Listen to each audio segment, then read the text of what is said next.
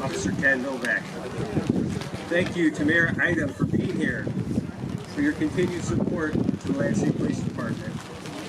I would also like to thank our elected officials for being here and sharing in this special day of remembrance.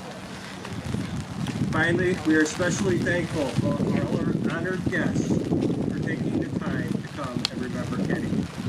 From our retired officers to our dispatchers and to the family of Ken Novak, thank you for being here today.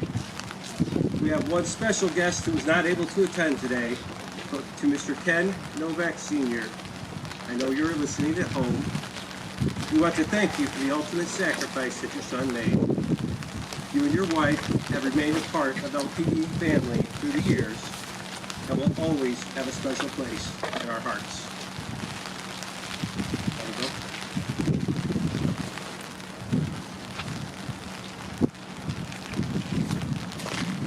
We'll say a prayer for Ken. Dear God in heaven, we have come here today to remember Kenny Novak on the anniversary of his death. He was one of the finest who served you by serving his community. First as a police cadet, then as a full-time dispatcher, a paramedic, and as a police officer.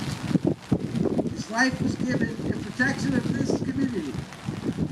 So may he now enjoy eternal life with you. Watch over his brothers and sisters in the Lansing Police Department. Bless all firefighters, police officers, dispatchers, and paramedics. Protect them as they serve and protect your family here on earth. Bless Kenny's family. And finally, bless all of us who honor his memory on this day. Amen.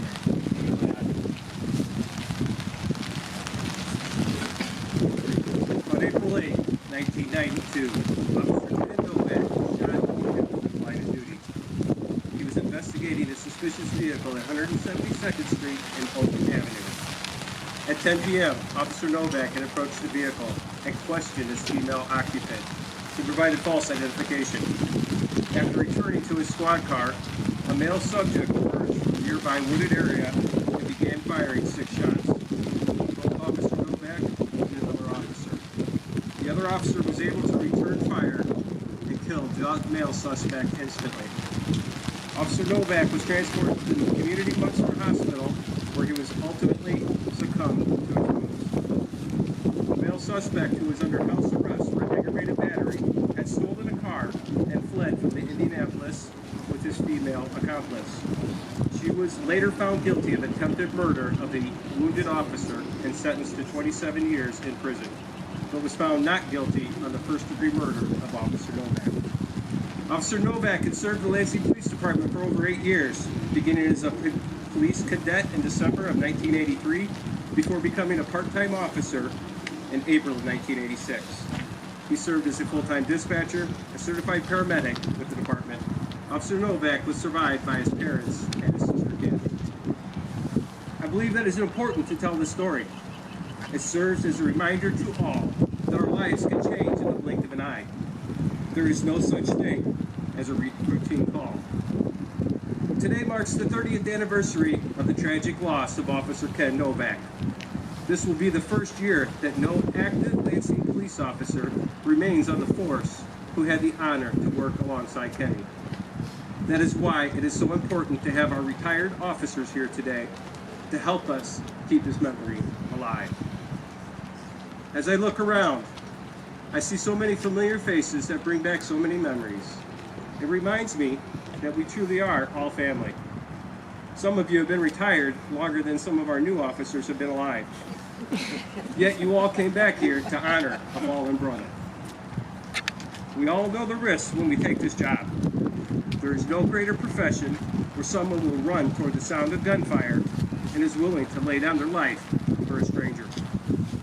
When we are young, we think we are invincible, and that is the type of thing, this type of thing could never happen to us.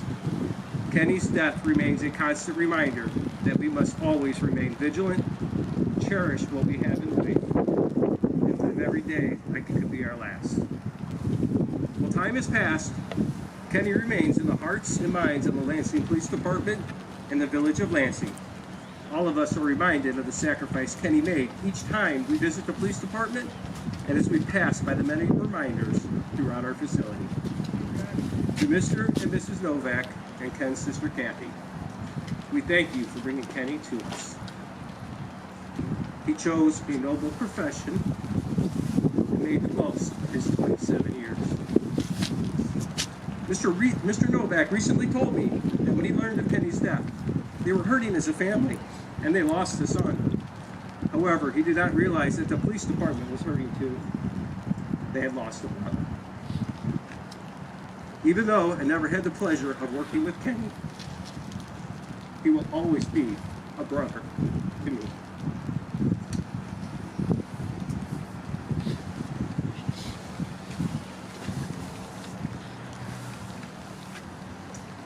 Good afternoon, everyone. This is tough stuff, huh? Especially thanks to everyone for being here on such a cold, yucky day. I know the Novak family really appreciates your presence here today. I am privileged to be part of this observance to honor Kenny on the 30th year of his death.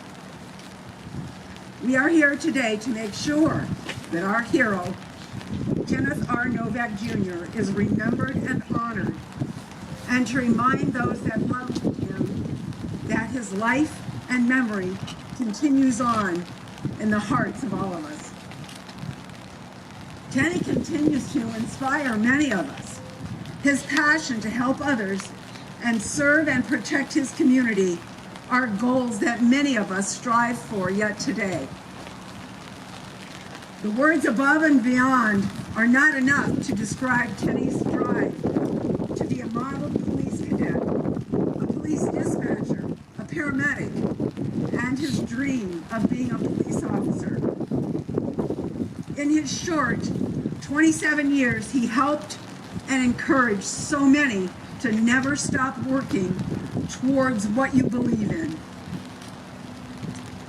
The Novak family and the Item family were friends before that tragic day in 1992. Kenny was our friend, our comrade, and also our dog and house sitter. So we got to know his folks and his sister. Even as a Lansing police cadet, he was willing to help his new friends at the Lansing Police Department in any way he could. After April 8, 1992, our families had even more in common. We had both lost a child much too soon. Kenny became a Lansing Special Police Officer in 1986, the year we lost our daughter. This year, Kenny would be turning 57, Leslie would be 52. I'm sharing this with all of you because Bud and our family have learned that it is extremely rare for a couple or a family or even an organization or a community to survive the tragic loss of a young person without separations, breakups, and drastic lifestyle changes. Both our families have seen those sad results in other families and communities. In conversations with Kenny's family, I am certain that part of the reason they have remained strong is because of the ultimate support they have experienced here in Lansing. I'm very thankful that every day the Lansing Police Department family, including all the retirees and the village of Lansing, continue to watch over and love the Novak family. I know how important that support is to Ken and Pat and Kathy and her family. Much more importantly, as I am, I hope that all of you are forever grateful that the Novak family to this day continues to support and love all of us. They are our police department and our first responders' biggest fans, and they continue to promote and support those of us trying to make Lansing the best that it can be each day. Rest in peace, Kenny. God bless you and your beautiful family.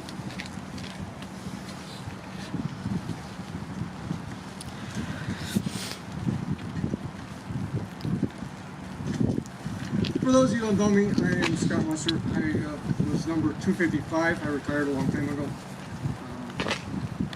Chief and DC Robert asked me to say a little about Kenny's life and his life here.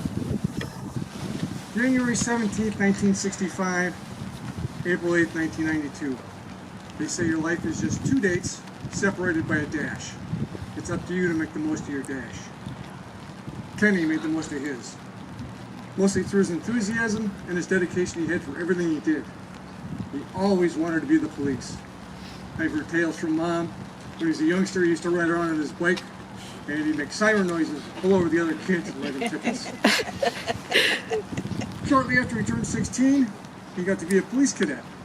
After his initial training, he rode with officers and he learned everything he could.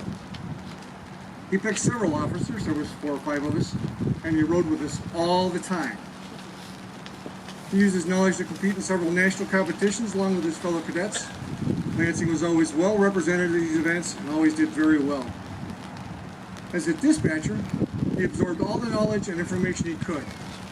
He became the kind of dispatcher that knew what you wanted before you did. He would have everything you needed as soon as it became available, and you would have it, and he wanted to make sure that his officers were going to go home safe and they had everything they needed to get the job done. He went to EMT school, soon began responding to calls off duty on the pager system. Now, he wasn't just the police, he liked to do other things too. He had lots of interests. He loved to play guitar, sing, and write music. There used to be a tape of his music in dispatch. I don't know if it's still there or not. It's been a long time. He loved to go fishing.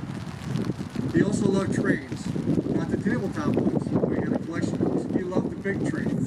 He and his friends would go out to the train yards and his wrestles. They would videotape the trains going by, and he would narrate the tapes.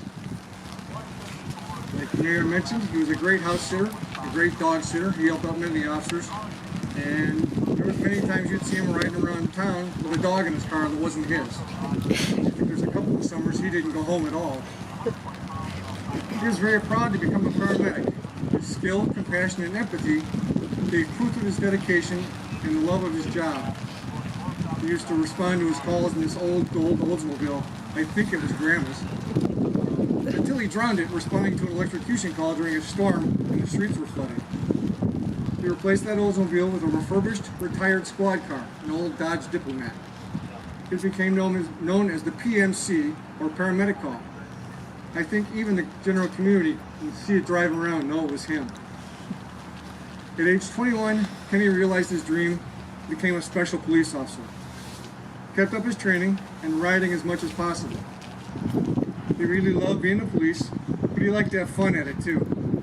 I've always had kind of a dry, sometimes dark sense of humor. He was my ultimate straight man. There's a couple of incidents that still make me chuckle. There was a loud music call, a dog call that ended up with him getting a dog, Ellie, short for 1011, and an alarm call with a run-in with a 6-foot cardboard cutout of Mr. Goodwrench, which he never let me live down. And then there was the 2 a.m. med call when he was riding with me on a warm summer night.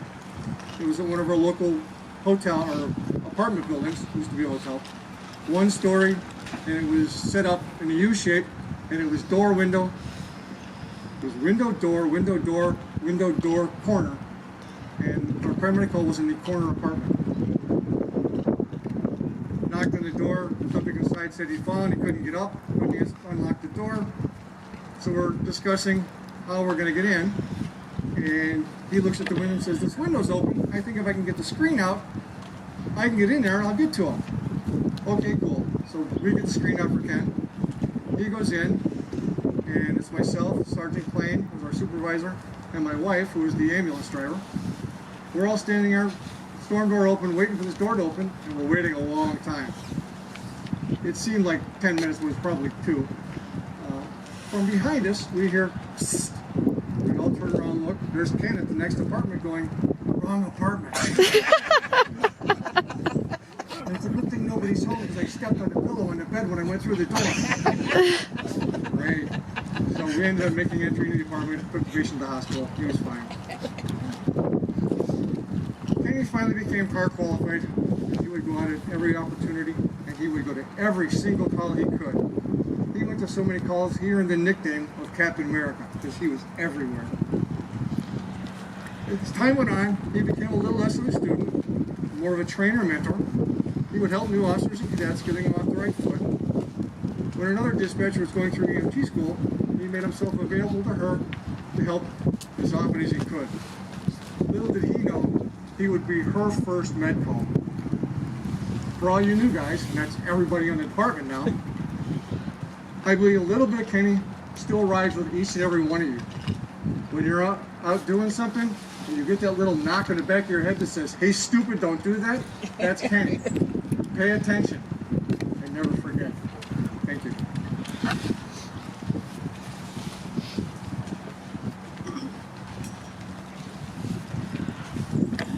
My dad couldn't be here today, so I am honored to be able to read the words that he has written for all of you to hear. It's been 30 years, and once again, the memories of the events of the night of April 8th, 1992 are brought to the forefront of our thoughts. While this date has been held in honor every year, this year is different, in that today, those who were there that night have been given the opportunity to be together again. Our memories and thoughts of that night are not held in check and confined to this day, and for me, they come often. I'd like to share some of mine with you. Kenny enjoyed life and lived it to the fullest. His story and the history of his dream to become a cop have been told many times. The efforts he put into trying to reach his goal earned him the respect of all who knew him. He considered it an honor to wear every uniform and patch that he earned.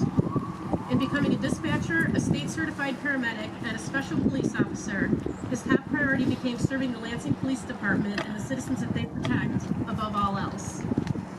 What is probably lesser known about him is his willingness to share his knowledge with those who asked for his advice. He was trusted, his advice was appreciated, and a few have told me that he helped them along in their chosen careers. I consider him a role model. He also encouraged some that he recognized as having the talent to consider becoming paramedics. Kenny had earned and found a new home with the family he chose. Not much is known about the history of Officer George Dragisevich. It seems he values his privacy. I find him to be a very humble man. For a couple of years, as I write my memories on Facebook, I think I kind of tried hard to honor his privacy, because after he left LPD and went on to his new career, he told me that none of his new coworkers knew what he had gone through. I find George to be one heck of a nice guy, an above-average family man, and a great judge of character for choosing Dawn as a lifelong partner, who lived with him and helped him through a very difficult time. While no man is perfect, the only flaw that I can find in George is that he's a Minnesota Twins fan. The night of April 8th, 1992 stands alone in our memories because of the number of lives that were impacted on that day.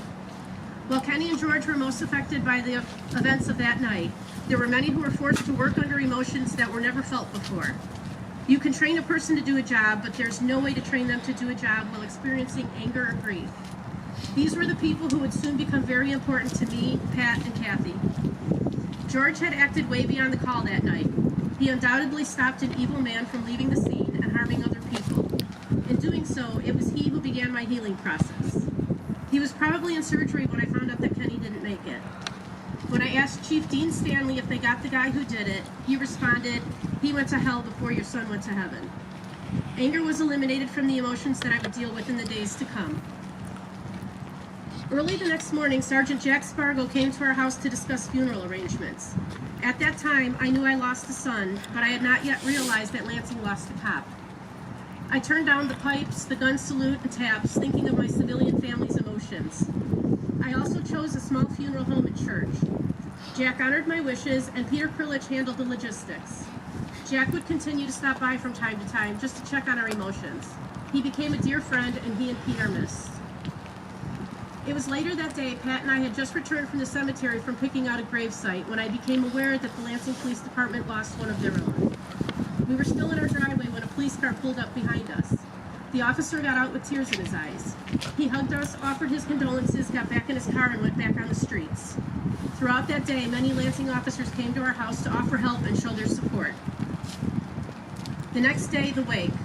I didn't know many of the Lansing officers personally, but through their actions, the honor guard, the walkthrough, and brief conversations that I had with some, I began to feel a closeness to them.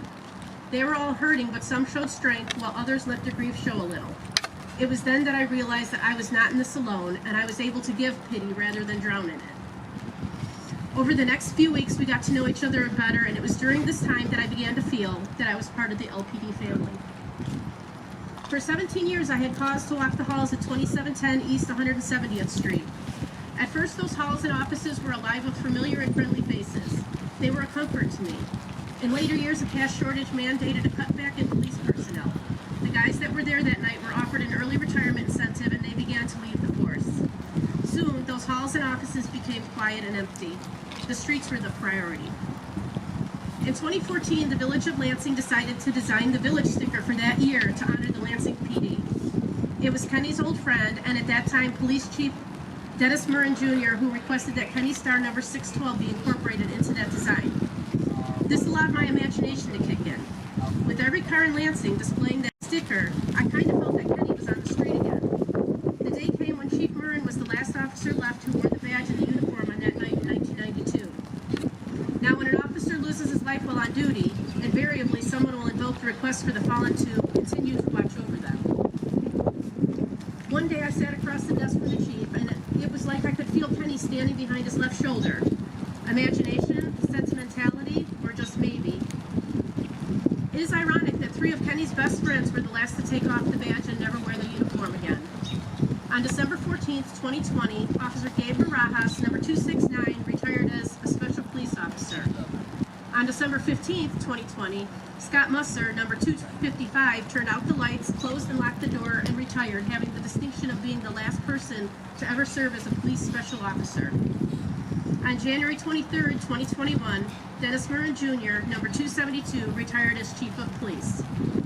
This left me with a deep feeling of melancholy.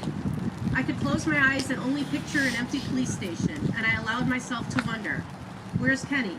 Is he still there? Or has he retired and gone on to join those officers that he knew and who had passed on within the past 29 years? The answer soon came to us.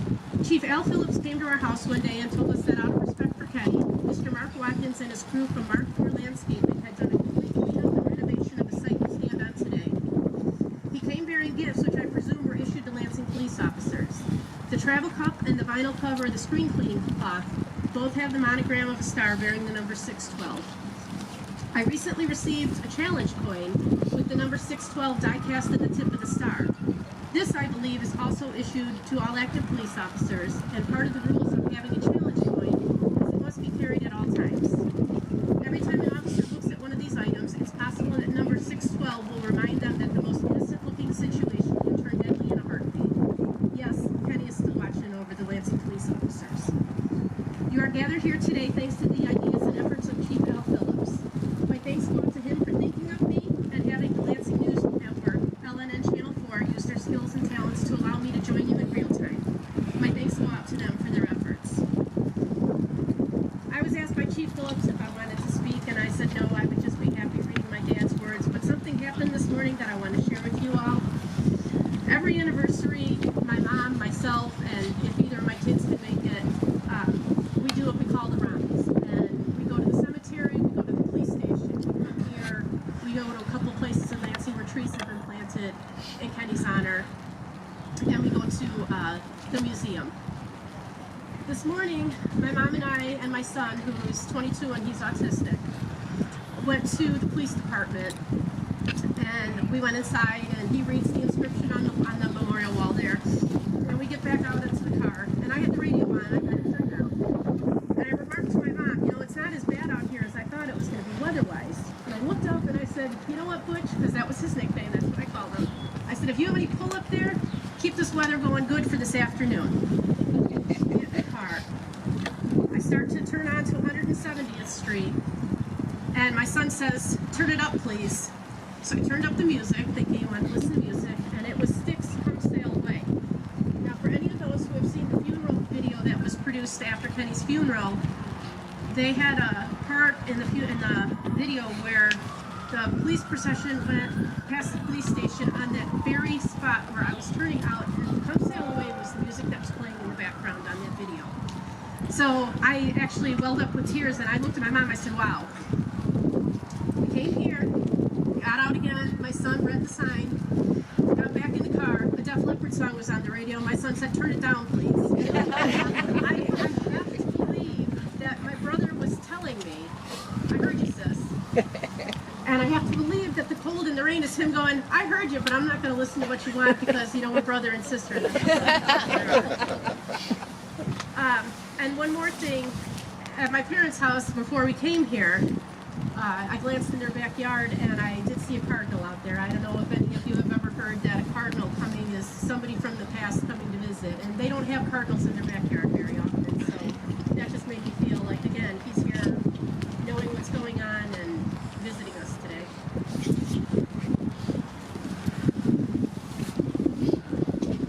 Andy, thank you very much. Okay. We have one final guest that I think it deserves a chance to say a few words. Sergeant K. Braz.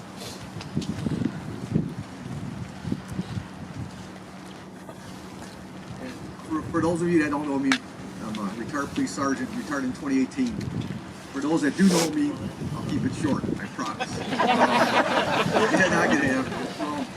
So, yeah, I didn't know if I wanted to speak today, but there's things I just want to get off my chest, and just memories of Kenny.